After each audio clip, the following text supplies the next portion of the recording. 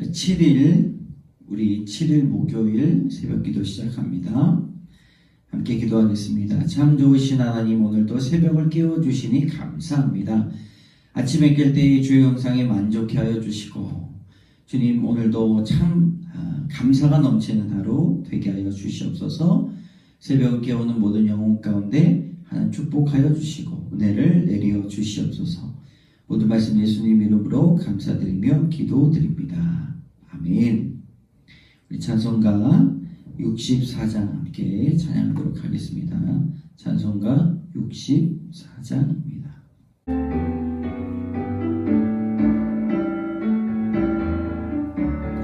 기뻐하며 경배하세 영광의 주 하나님, 주 앞에서 우리 마음 피어나는 꽃 같아 죄와 슬픔 사라지고 의심 부름 거치는 변함없는 기쁨의 주 밝은 빛을 주시네.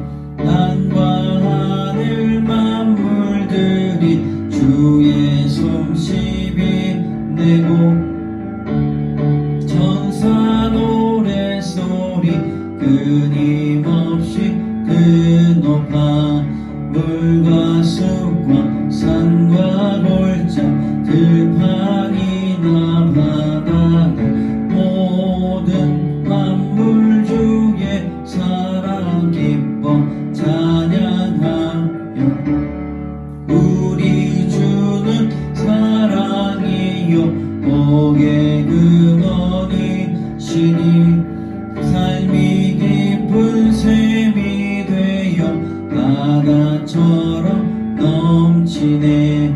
아버지의 사랑 안에 우리 모두 형제니 서로 사랑하게 도와주시옵소서.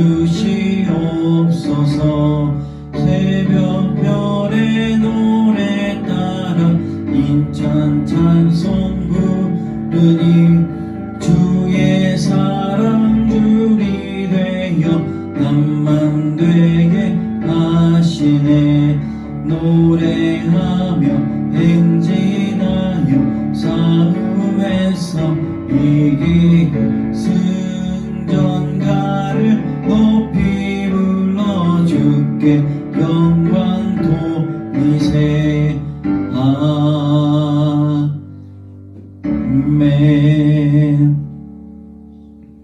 나는 전능하신 아버지 하나님, 천지의 창조주를 믿습니다.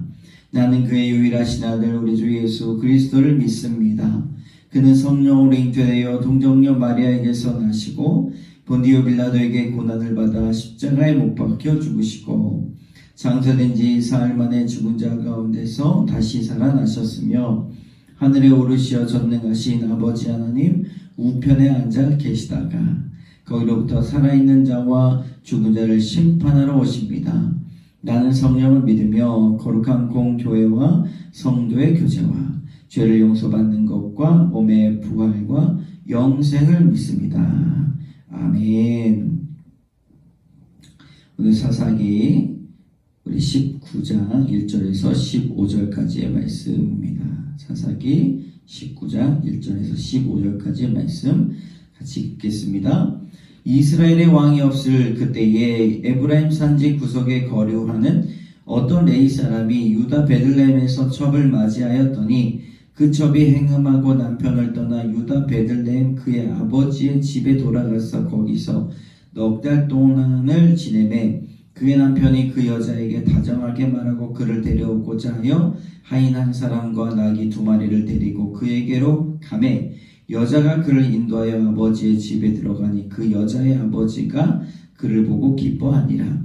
그의 장인 곧 그 여자의 아버지가 그를 머물게 하매 그가 3일 동안 그와 함께 머물며 먹고 마시며 거기서 유숙하다가 넷째 날 아침에 일찍이 일어나 떠나고자 하매 그 여자의 아버지가 그의 사위에게 이르되 떡을 조금 먹고 그대의 기력을 돋운 후에 그대의 길을 가라 하니라.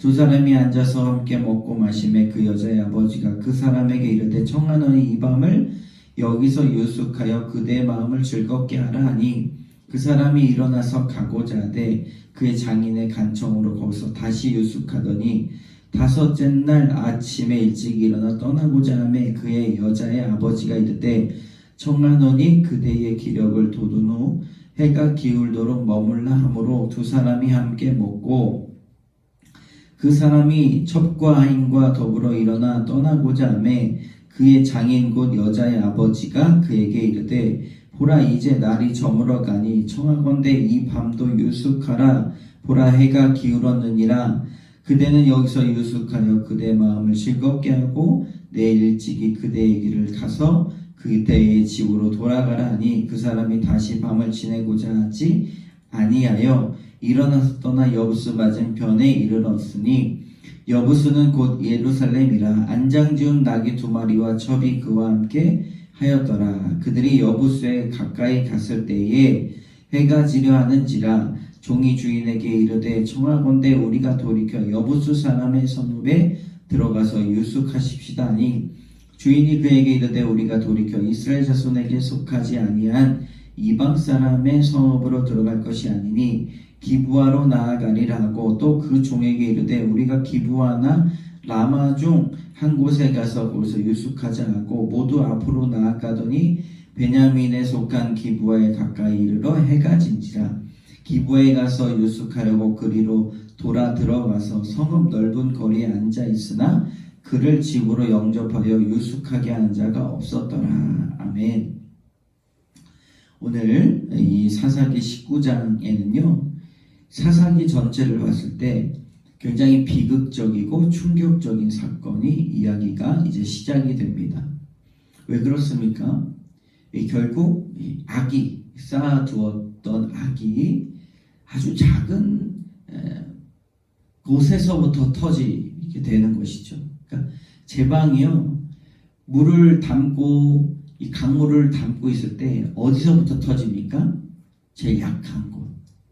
약한 곳에서 터지지만 큰 사고로 일어나게 된다는 것입니다. 그래서 우리는 작은 것에서부터 영적인 경각심을 가져야 된다는 것이죠. 이들이 악에 대해서 죄에 대해서 경각심을 잃어버렸더니 결국에는요 이 19장의 비극적인 이 지파들 간의 싸움이 일어나면서 사사기의 종료를 맞이하게 됩니다. 본문은 레위인과 그의 첩이 등장하는데요. 당시 사회의 혼란스러움과 영적인 타락, 인간 관계의 이 파괴를 생생하게 보여주게 된다는 것이죠. 어두운 시대라고 볼 수가 있습니다. 첫 번째로 영적인 기준이 무너지면 삶이 방황한다는 것이죠. 1절에 보니 이스라엘 왕이 없을 때에 그때 에브라임 산지 구석에 거류하는 어떤 레위 사람이 유다 베들레헴에서 첩을 맞이하였더니 이렇게 나옵니다.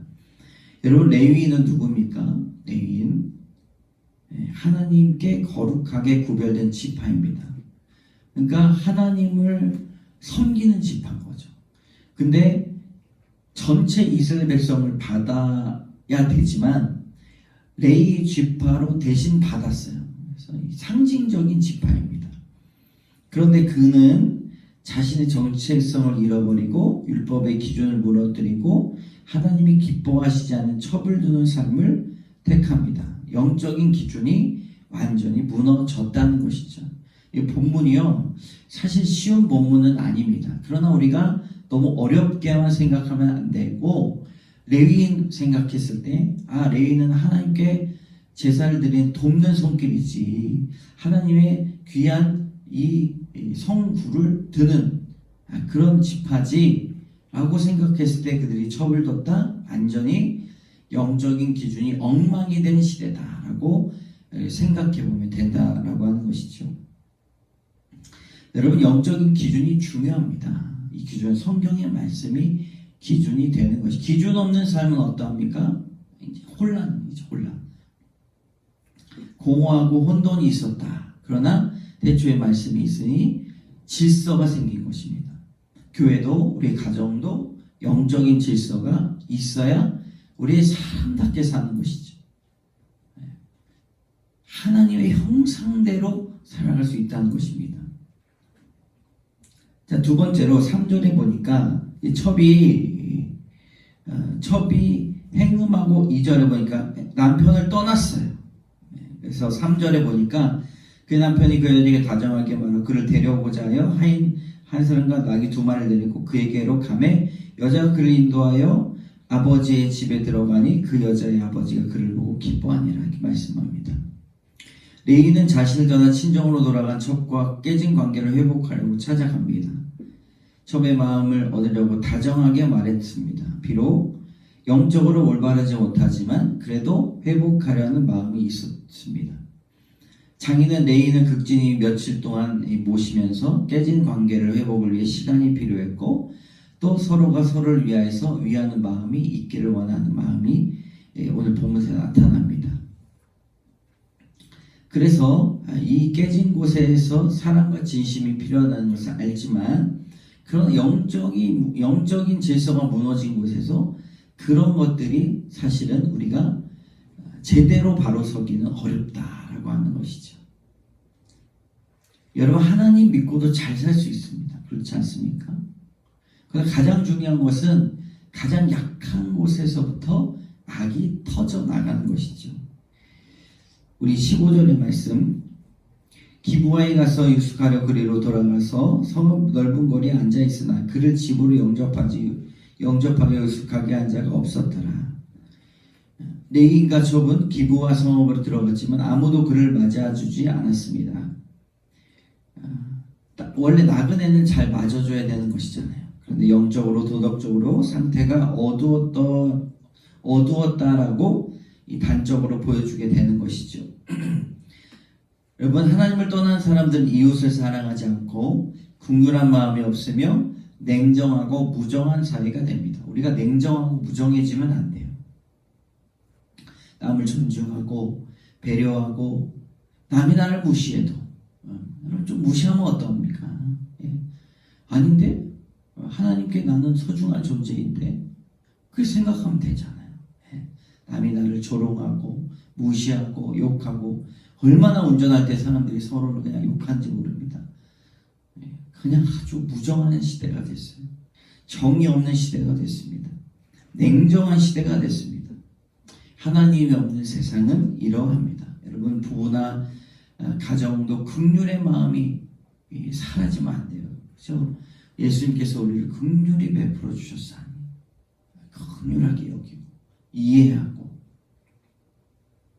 그것이 얼마나 중요한지를 우리에게 말씀하고 있다는 것입니다. 여러분 이 영적인 방황의 시대에서 오히려 너무 악한 것만 보여주잖아요. 야 어떻게 저럴 수가 있나, 어떻게 저렇게 하나님을 믿는다라고 출애굽의 놀라운 역사를 보여주시고 가나안 땅을 보여주신 이 민족이 이렇게까지 타락할 수 있을까? 하나님 여전히 그들을 사랑하시고 하나님 그들을 여전히 불러일으키시길 원하시는데 중요한 것은 이것들을 통해서 우리가 우리의 영적인 상태를 살펴보아야 한다는 것입니다. 여러분 오늘 하나님의 말씀의 기준이 우리에게 있기를 원합니다. 무너진 관계를 회복하고 용서하고 지혜롭게 하시며 다른 사람을 긍휼히 여기고 어두운 시대 가운데 하나님을 더욱더 하나님의 말씀을 따르고 이웃을 사랑하며 빛으로 살아가는 여러분 되시기를 주님의 이름으로 축복합니다. 기도하겠습니다. 하나님 영적인 기준의 중요성과 우리가 이 무정한 시대에 주님 어둡고 혼탁한 시대에 하나님을 온전히 사랑하며 순종하며 관계가 회복되며 하나님 또 용납하며 긍휼히 여기는 저희들 되게 하여 주시옵소서. 우리의 마음을 녹여주시고 강팍한 마음을 주님 열어주시고 우리의 사고가 하나님 날마다 주님의 긍휼을 따라다닐 수 있도록 인도하여 주시옵소서. 모든 말씀 예수 그리스도의 이름으로 감사드리며 기도드립니다. 아멘. 하늘에 계신 우리 아버지의 이름을 거룩하게 하시며 아버지의 나라가 오게 하시며 아버지의 뜻이 하늘에서와 같이 땅에서도 이루어지게 하소서.